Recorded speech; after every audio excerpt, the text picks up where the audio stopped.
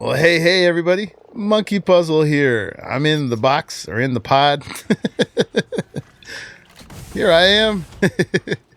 Ready for episode number 24 of the IronMine ARK server cluster. We've been making that transition to kind of supplementing our life here with just a little bit of tech stuff. And I'm just learning the ins and outs of that. Last episode, we got set up with this tech sleeping pod, so generously donated by Ur to a bunch of folks on the server, and we set up this tech generator, and I showed you all. See, let's get up here. I got the tech generator in my way now. I've got up here, I've got a S Plus tech transmitter set up, and using that to transfer materials from this very metal rich place to other places I might need it, like over at the tech replicator that we all share in common over on Ragnarok. So got this full of metal that I'm pulling over here, and then in here I've got a whole bunch of metal in here that I'm going to use in just a second. And then I'm just going to dump these gas balls right now because I'm not going to need them where I'm going. So let's just put them in the box. Oh, and I don't need the batteries either. Give me a second. Oop, folks. I'm going to do a little inventory management, and I'll see you in a second. Okay, I got my inventory sorted. I put down my shine horn, and all the rest of the beetles and shine horns are gathered up to say goodbye to me, because leaving the server now is as easy as this. I just travel to another server, let these sessions load, and we're going to transfer to Ragnarok. So now I don't have to run around looking for drops and all that rigmarole. I can just leave straight from my base, which was the convenience that all that whole little boss journey was about. It was just to do this. And pretty soon it'll catch up and we'll load into Ragnarok. So I'll meet you there. Okay, so we can choose where we're going. Let's go over to the Rex breeding area, because that is also where the shared tech replicator is.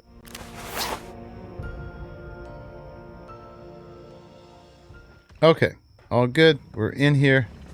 So now I can run over here, and I put down a transmitter here temporarily so that I can easily transfer material. So now I can take all that metal, little shine horn I left behind before, and transfer it out of here and into my little crafting box. So I'm going to do some of this. This is a little boring, but it beats having to move this stuff long distance. So, and it can also be a little faster. You can see that on the Aberration server it was faster. So we're going to move this one to one with better networking and hardware. And then this part should go a little faster after that.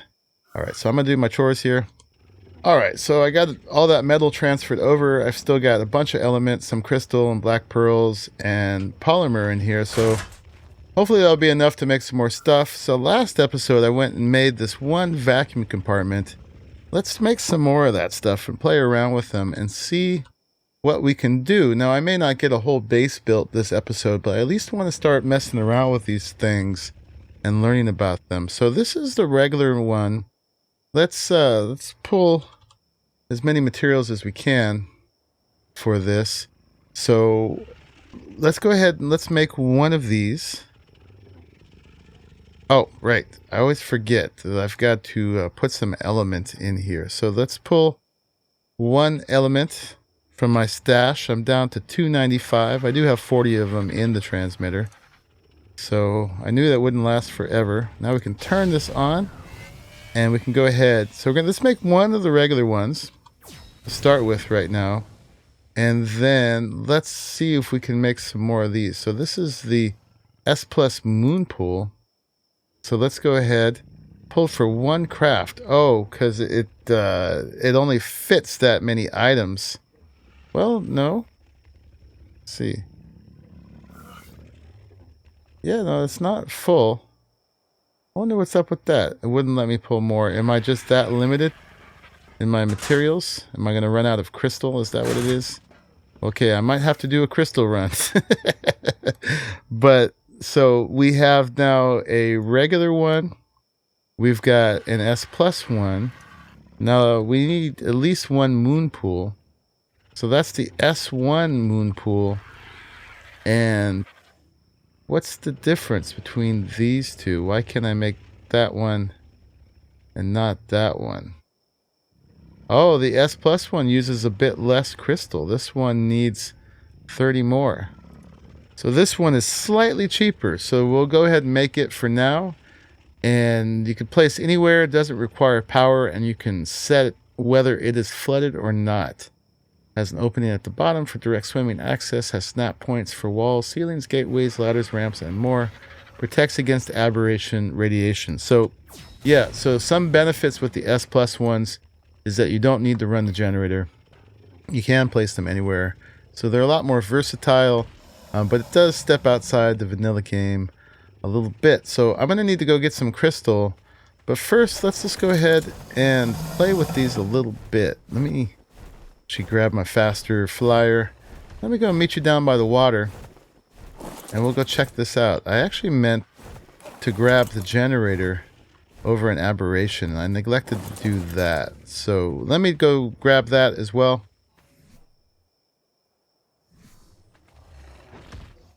Okay, I made it back with the tech generator, just using the one from Aberration for now, because I did want to at least test how the vanilla vacuum compartments work with it, even if I do end up using the S plus ones. So I got that. I got a few building parts just to test with. I got to grab a little bit of element to run the generator with.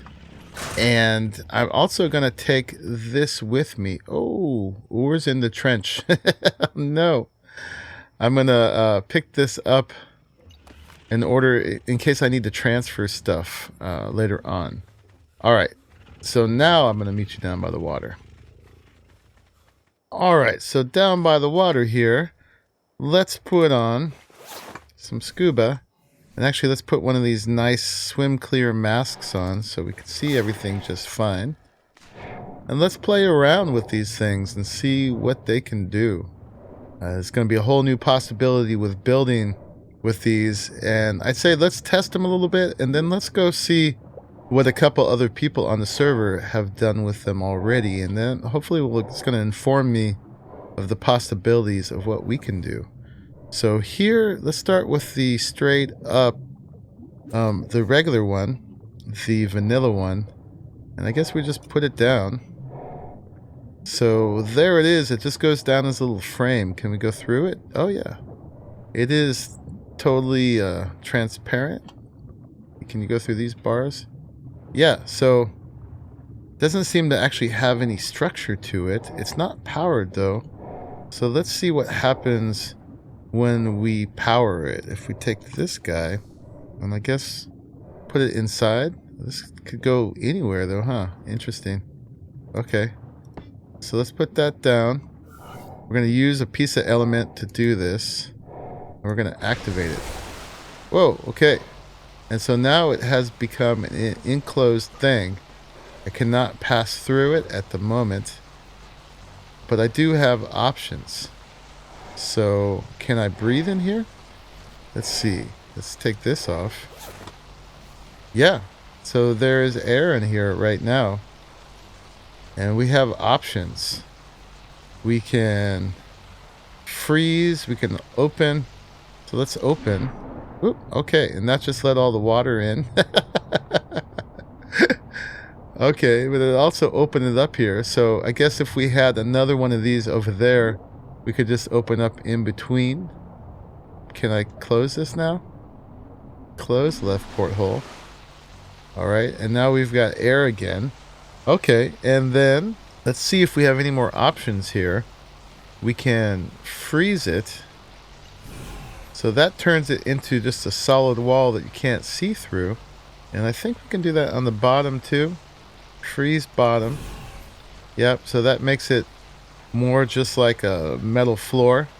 This was sitting on the ground and not in here. I guess if we placed it at this point, it might sit on here, but it is still powering it and it is working underwater.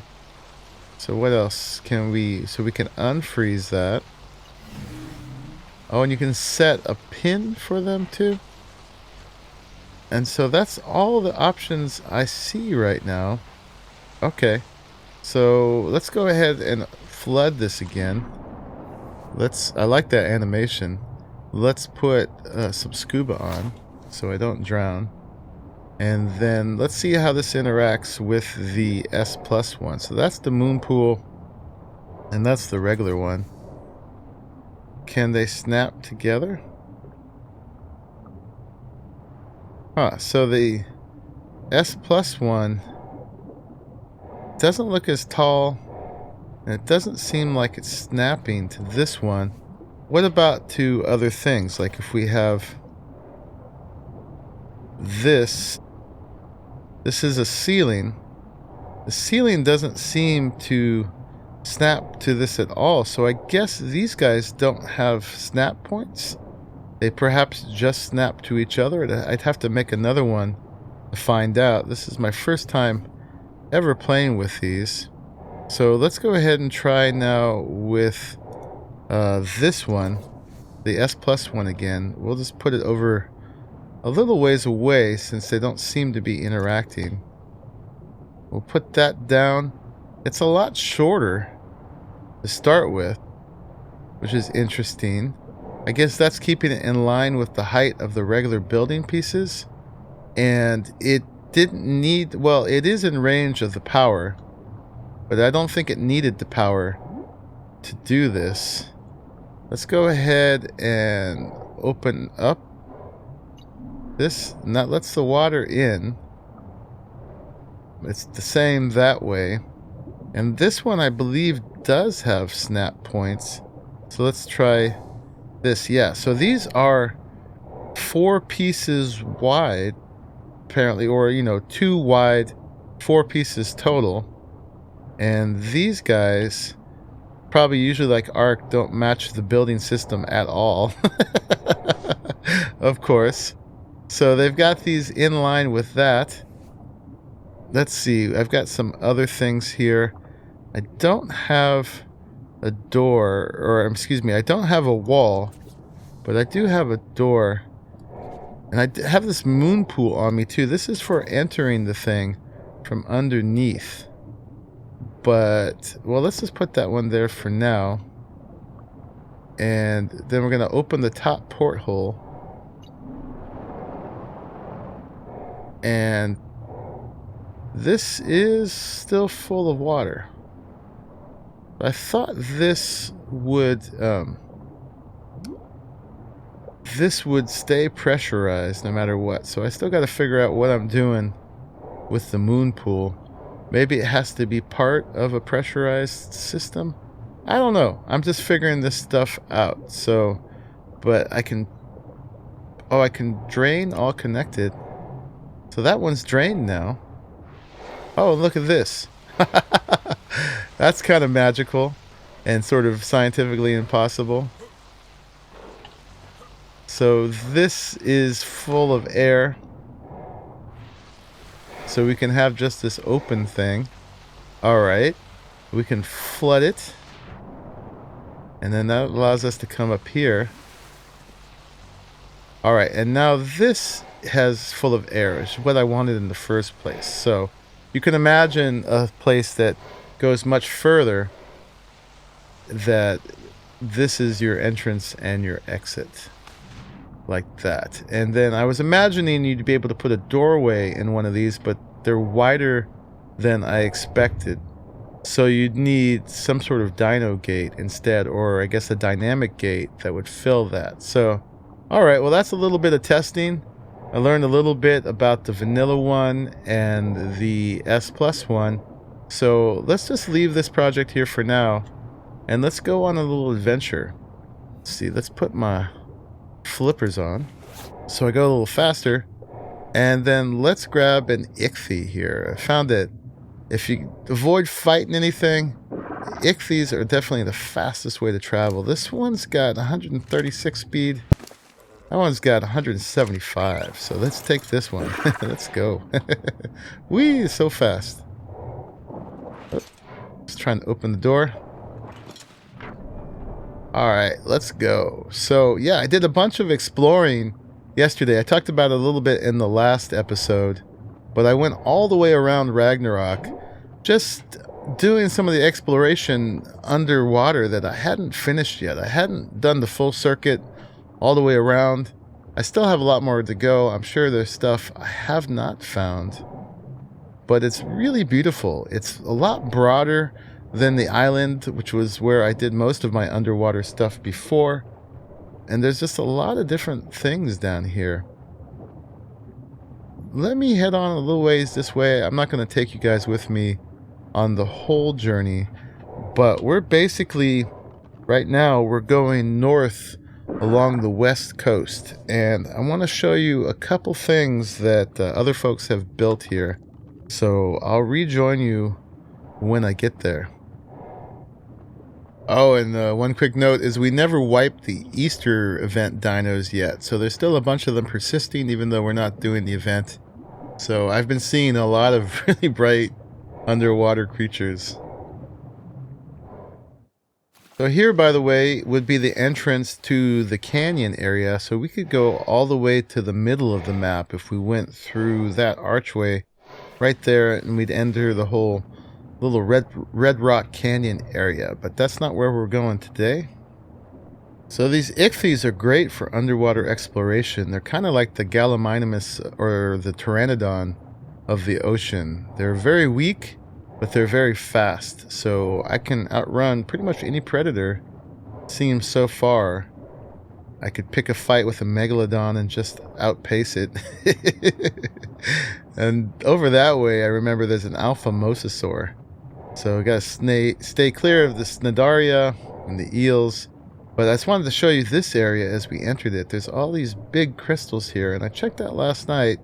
You cannot harvest the big crystals, but there's a lot of these little crystals around, and like not a ton, but if you cover this whole area, there's quite a few. So this is actually a fairly rich crystal area.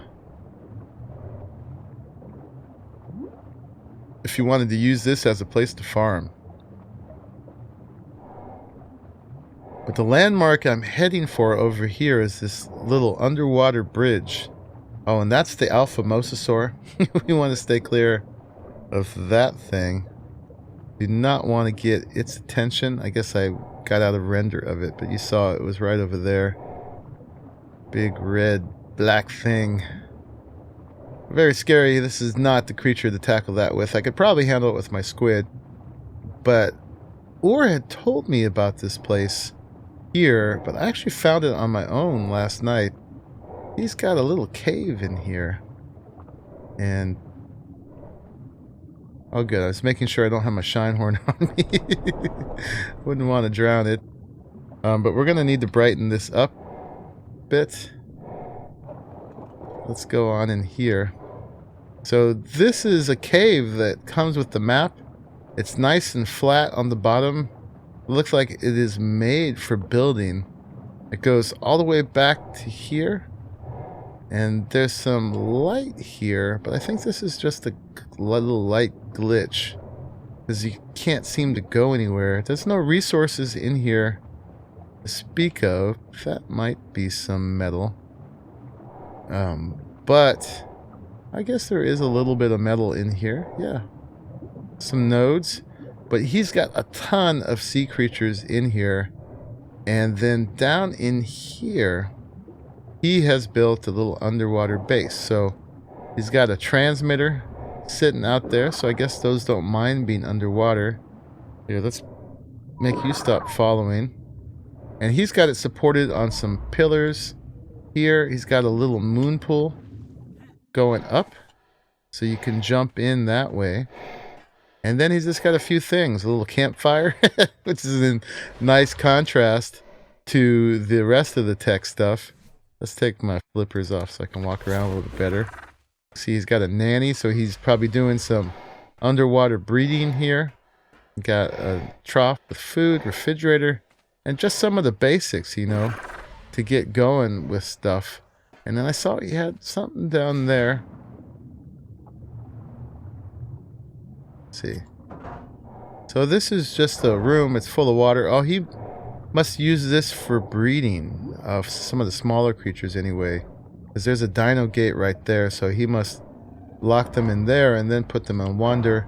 I have heard that the S Plus hitching post does work for underwater breeding. I haven't used it yet, but he's got, seems like almost one of everything down here. Yep, he's got a manta in that one. So yeah, those must be little breeding chambers. And yeah, so you could get a sense of some of the things you can do with these. It's a very utilitarian little base, but it definitely does the job. Allows you to hang out here without scuba while you breed your underwater dinos and stuff. And you can see how he's got multiple ones connected. And he is using the S Plus ones, which is how he was able to join them to other building parts. It makes a lot of sense. That's a big plus for them. And they fit with other building parts too. So they're shorter but wider. These were opened up to each other. These were opened up. Here it's opened up again. So there's a lot of possibilities. Yeah, and then he froze it so it's not see-through here, and then made it see-through here. So very cool ore. So that's what Ore has done with that. And he did that a while ago. Well, he's been inhabiting this cave for a while. And he's also been way ahead with tech stuff too. So let's head on. So I'm going to go up to the map, a little further north on the map, and then, well, actually, I'm going east now. I'm going to go basically to the end of the volcano biome when I'm coming from this direction. So we'll hit it and then go to the other side of it. So I would love to do this whole journey with you. There's another mosasaur. That one's not alpha. I think this one was a pretty good level. I'm going to have to come back for some taming pretty soon. Yeah, that's a 168. So that's one of the creatures I don't have. And this whole underwater thing is really going to lend itself to that. But there's a lot of terrain that the devs have obviously put a lot of care into. A lot of nice little touches and little trenches and places like that. And I still have a lot to discover. But this whole entry point into the water with the building is definitely going to lead to that. So anyway, I'm going to get to where I'm going right now, and I'll show you guys when I get there. So this trench right here is actually the beginning of where we're going. And this, believe it or not, is the continuation of the wyvern scar coming from the surface. And in this portion of it, when I explored before, down below, there is some oil. And now you can see the classic basalt pillars that are part of the wyvern scar. And then down here, there's these rich nodes that are both metal and obsidian. And they are just littered around this place. And there is occasional crystal as well, like there. So this is a really resource-rich area. Indeed. Up here, there is this big kind of flat plateau area. And in it, oh, gotta watch out for the Euryptids. But you can really see them at night, but there's silica pearls all the way around the outside edge of it. So that's pretty cool. And then over here somewhere, let me see if I can find it. Aha, it's rendering in. Is James's base. And he's gone a little bit more elaborate, but he's been using these materials here to help fund the whole thing too. So let's go check out what he's done. So you can see that middle part there are the vacuum compartments, and then it's connected on either side to these big dino holding tanks here. So he's got the behemoth gates, big metal behemoth gates on both sides. This is actually the glass behemoth gate, and I just locked myself outside. But it's so clear in the middle, it looks like it's just barred metal. So there's that. I think so. Let me double check that. Yep, glass behemoth gate. So coming through here, let me put my flippers back on. He's got a moon pool there. and a moon pool there. And then he's got this other little parking lot that is full of creatures. He's got his Dunkleos here. And then I think he bred these, and they have the IronMine tag on them. So I think these are available for folks to use. I took a pair of them out, a mate-boosted pair, this Getter and Dunk.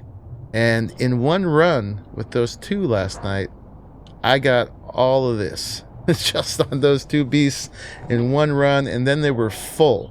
So amazing amount of obsidian and a significant amount of crystal and metal too. So if I was focusing on any one of these, it could have been all that stuff. And then he's got this tech transmitter right here.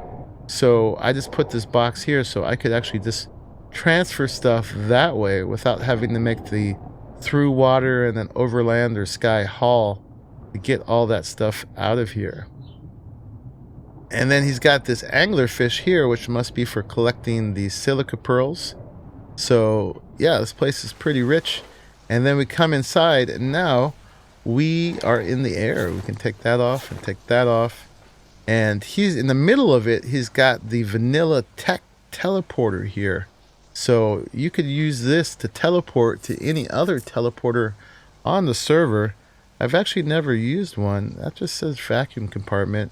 I think it's not powered right now, maybe.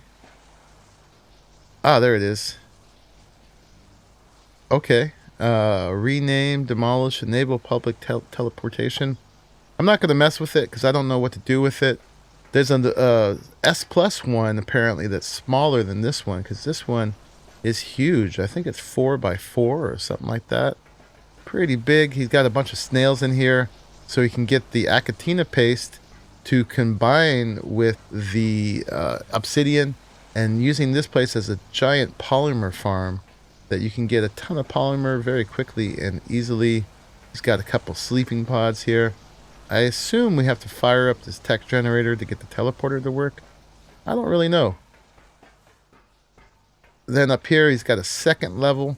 So he's used these guys to make 2 floors, all connected together. This is quite a few of those vacuum compartments all put together. He's got a forge in here, and he can do food. So he could hang out here quite a while just harvesting material. Gets a ton of polymer in here, and you can also use it for crystal and for metal. So this is pretty cool. He's made this available for other folks to use, so I don't necessarily need to make a base over here because he is offered this one. He's sharing it, but I do need to make a base somewhere because I want to make a base. So underwater base, that is. So I got to figure out where that's going to be. But as far as underwater resources go, this area, oops, has it maxed. Let me just get out of here. Make sure to close his gate so no trouble befalls him because of my visit. And this area over here is actually pretty barren. We got some vegetation here. But yeah, this part looks pretty interesting right here. So I haven't made any decisions yet where I'm going to make an underwater base, but I just wanted to show you what some folks had done. Definitely would like to avail myself of this area and use some of the resources here, whether I use James's base there or make my own. I don't know. You guys tell me what you think I should do. I might have already done something by that point, but who knows. But it's got a little introduction to those vacuum compartments. Getting a little familiar with them now. I know what they can do a little bit and what they can't, and so what the possibilities are. So yeah, I'm going to start playing with those pretty soon. In the meantime, between episodes, I'm going to make a bunch more of them and then start sketching out an idea for how I can put them together into something interesting and functional. Anyway, I'm going to head back for now. But thank you for joining me until the end of this episode, and I will see you in the next one. Bye-bye. Just one little epilogue here. I was going around with those 2 Dunkleos And I'm focusing on crystal right now. You get quite a bit. You actually get way more than an Anki does.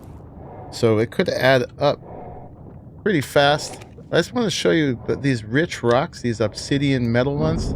Look at that. 485 metal and 473 obsidian in one bite. That is amazing. All right, y'all. See you in the next one.